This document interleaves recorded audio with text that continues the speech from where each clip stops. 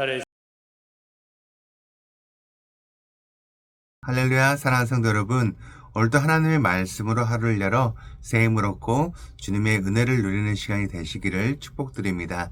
오늘 우리가 함께 보실 말씀은요, 창세기 42장 15절에서 20절 말씀입니다. 너희는 이같이 하여 너희 진실함을 증명할 것이라. 바로의 생명으로 맹세하노니 너희 막내 아우가 여기 오지 아니하면 너희가 여기서 나가지 못하리라. 너희 중 하나를 보내어 너희 아우를 데려오게 하고 너희는 갇혀 있으라. 내가 너희의 말을 시험하여 너희 중에 진실이 있는지 보리라. 바로의 생명으로 맹세하노니 그리하지 아니하면 너희는 과연 정탐꾼이니라 하고 그들을 다 함께 3일을 가두었더라. 사흘 만에 요셉이 그들에게 이르되 나는 하나님을 경외하노니 너희는 이같이 하여 생명을 보존하라. 너희가 확실한 자들이면 너희 형제 중 한 사람만 그 옥에 갇히게 하고 너희는 곡식을 가지고 가서 너희 집안의 굶주림을 구하고 너희 막내 아우를 내게로 데리고 오라. 그러면 너희 말이 진실함이 되고 너희가 죽지 아니하리라 하니 그들이 그대로 하니라. 사랑하는 성도 여러분, 오늘 우리는 감옥이라는 칠흑 같은 어둠 속에서 피어나는 한 줄기의 빛, 요셉의 변화되는 목소리를 통해서 하나님의 마음에 대해 묵상하는 하루를 시작하고자 합니다. 어제 아침 묵상을 통해서 우리는 요셉은 형들을 정탐꾼으로 몰아세우며 매우 강경한 태도를 보였습니다. 바로의 생명으로 맹세하노니, 이것은 당시 애굽에서 신과 같은 존재였던 바로의 권위를 빌려서 결코 너희를 살려두지 않겠다는 서슬퍼런 그런 위협이었습니다. 요셉은 형들 중 한 명만 가서 막내를 데려오고 나머지는 갇혀 있으라는 현실적으로 불가능에 가까운 요구를 하며 그들을 3일 동안 감옥에 가두었습니다. 형들에게 이 3일은 어떤 시간이었을까요? 칠흑 같은 절망의 시간이었을 것입니다. 과거 요셉을 구덩이에 던져넣었던 그 죄악이 떠올랐을 것이고 이제는 꼼짝없이 죽게 되었다는 공포가 엄습했을 것입니다. 그런데 사흘이 지난 후에 요셉이 다시 그들 앞에 섭니다. 그리고 전혀 다른 목소리로 말합니다. 18절 말씀입니다. 사흘 만에 요셉이 그들에게 이르되 나는 하나님을 경외하노니 너희는 이같이 하여 생명을 보존하라. 요셉의 입에서 바로의 생명이라는 세상의 가장 강력한 맹세가 사라지고 하나님을 경외함이라는 신앙의 고백이 터져 나옵니다. 그리고 요셉은 제안을 바꾸게 되죠. 9명을 가두고 1명을 보내려던 계획을 철회하고 1명 시므온만 남겨두고 9명에게는 곡식을 주어 가족들에게 돌려보내기로 합니다.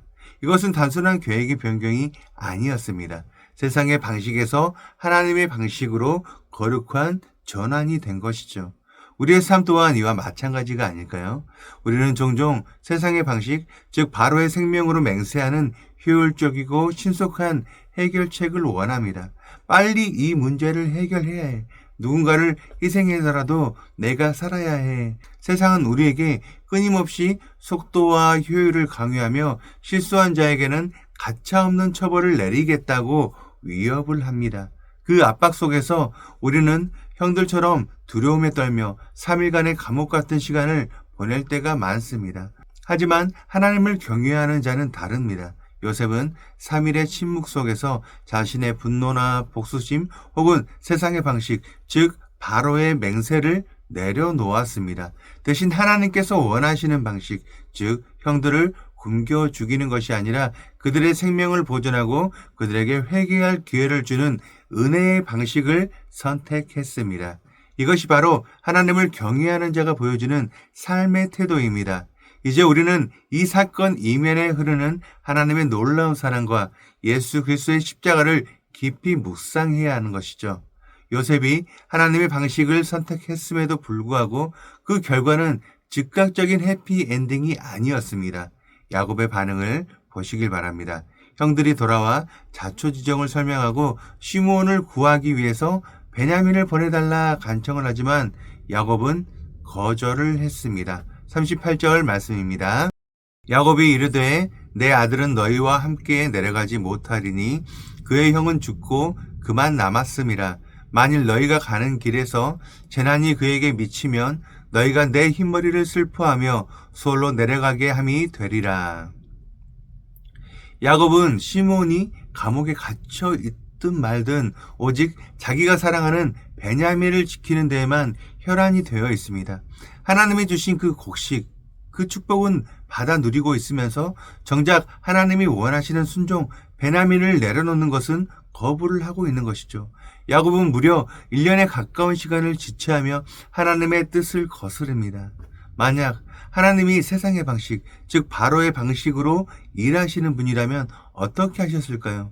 야곱이 고집을 피울 때 즉시 징계를 하거나 그의 집을 불태워서라도 억지로 베냐민을 빼앗아 오셨을 것입니다. 그것이 훨씬 빠르고 효율적이기 때문이죠.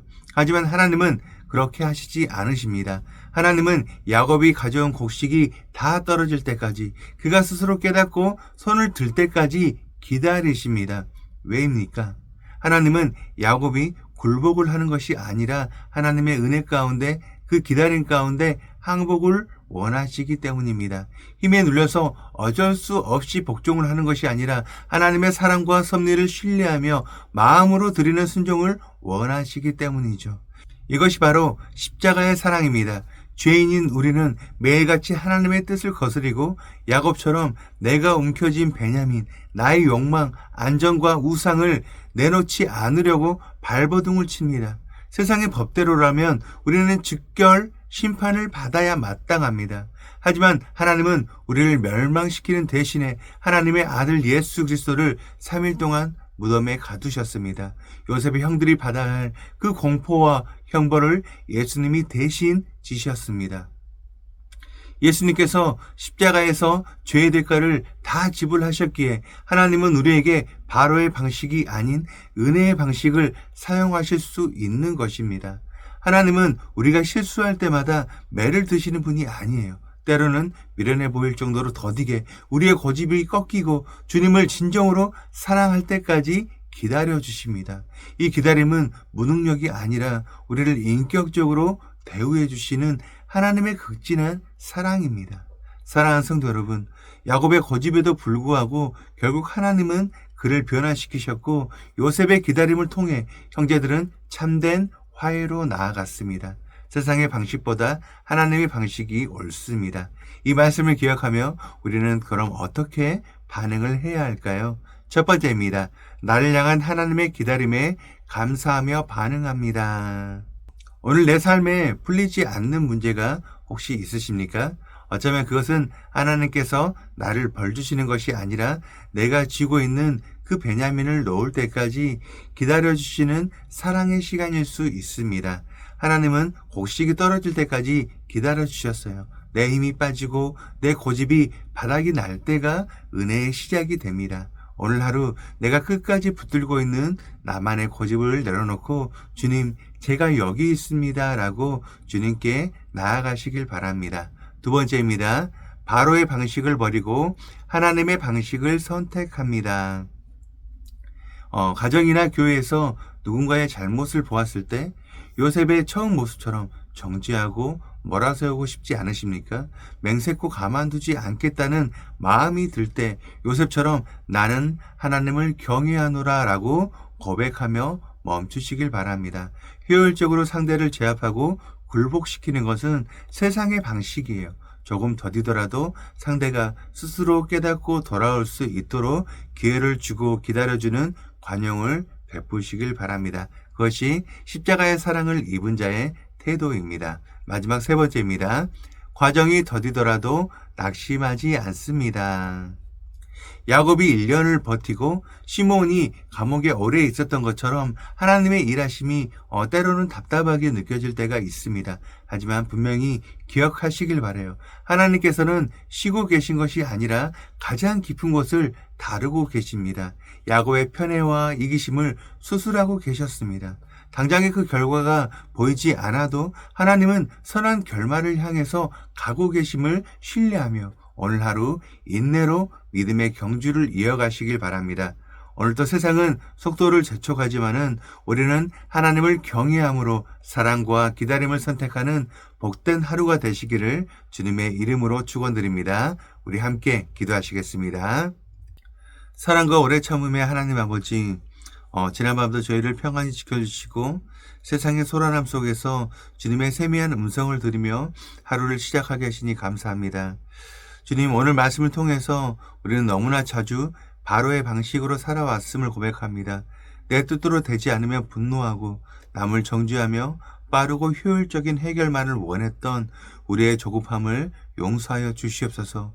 요셉이 나는 하나님을 경외하노라 고백하며 은혜의 방식을 선택했던 것처럼 우리 안에도 하나님을 두려워할 줄 아는 거룩한 마음을 허락하여 주시옵소서.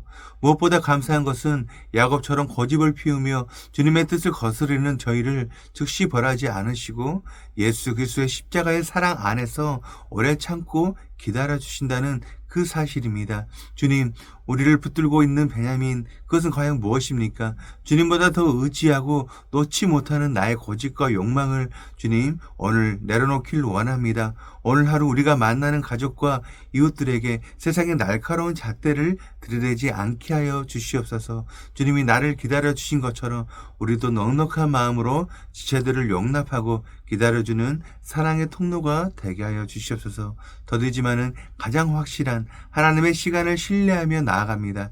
우리를 끝까지 포기하지 않으시는 예수 그리스도의 이름으로 기도드립니다.